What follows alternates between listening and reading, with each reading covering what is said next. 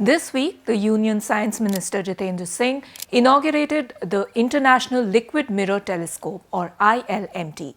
This is the largest liquid mirror telescope in Asia and it is nestled in the very heart of the Himalayas in Uttarakhand.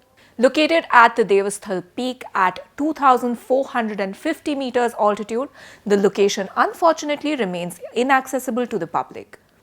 But in this episode, I will tell you all about the liquid mirror telescopes, why there was a need to build such a telescope, and what it will possibly mean for the future of astrophysics in India. I am Mohana Basu, and this is Pure Science.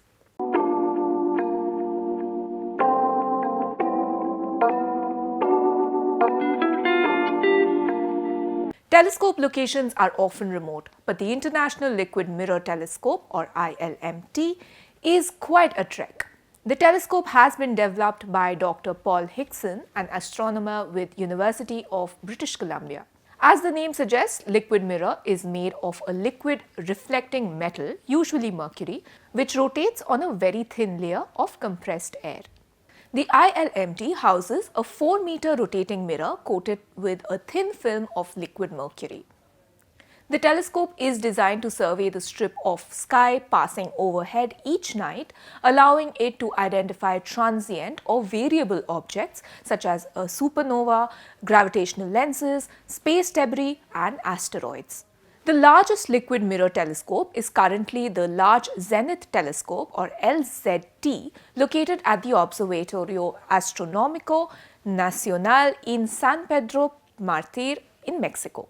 The LZT has a diameter of 6 meters and uses a rotating pool of liquid mercury as its primary mirror. ILMT has a diameter of 4 meters. Now the question is, why build a liquid mirror when solid mirrors can do the job? The use of liquid as a mirror material allows for a much larger diameter than is feasible with a solid mirror. The weight and cost of constructing and supporting a solid mirror is prohibitively large. So for example, a solid glass mirror will need to be cast, ground and then polished. The surface has to be flawless. But with a liquid mirror, a perfect reflective surface can be achieved at just 1% of the cost. Moreover, liquid mirrors also offer several advantages over traditional solid mirrors, such as lack of spherical aberration, I'll explain what that means shortly, and the ability to quickly change the focal length of the mirror by varying the speed of rotation. Rotating once every 8 seconds, the ILMT floats on a film of compressed air about 10 microns thick. For comparison, a human hair is approximately 70 microns thick. The air bearings are so sensitive that even smoke particles can damage them. A second air cushion prevents the rotor from moving sideways. Liquid mirror telescopes take advantage of the fact that the surface of the rotating liquid naturally takes on a parabolic shape, which is ideal for focusing light. The idea of using liquid as a mirror material for astronomical telescopes dates back many decades. It was Isaac Newton who first noted that the free surface of a rotating liquid forms a circular paraboloid and can therefore be used as a telescope. But he could not actually build one because at the time there was no way to stabilize the speed of the rotation. The design of how to make it possible was first proposed by French astronomer Bernard Liot in 1930s. However, it wasn't until the 1970s that the first functional liquid mirror telescope was built by Canadian astronomer Mano Bora. Bora's telescope used a rotating pool of mercury as its primary mirror and was installed at Quebec in Canada. The telescope had a diameter of 1.8 meters and was used for a variety of astronomical observations, including studies of variable stars, galaxies, and the interstellar medium. Since then, liquid mirror telescopes have been constructed at several observatories around the world and continue to be used for a variety of scientific studies. Coming to the spherical aberration. Spherical aberration occurs in lenses because the shape of the lens causes the light to bend more or less depending on its distance from the center. This happens because light travels slower in glass than it does in the air. Now, in a spherical mirror, the thickness of the edges will be less than that of the center. So, these light rays end up bending a little more than we want them to. This results in the light rays converging at different points instead of a single focal point. So what we get is a slightly blurry image. You will need additional mirrors to correct this because the shape of the glass is not flexible. In liquid lenses, the shape of the lens can be changed by varying the curvature of the droplet of the liquid.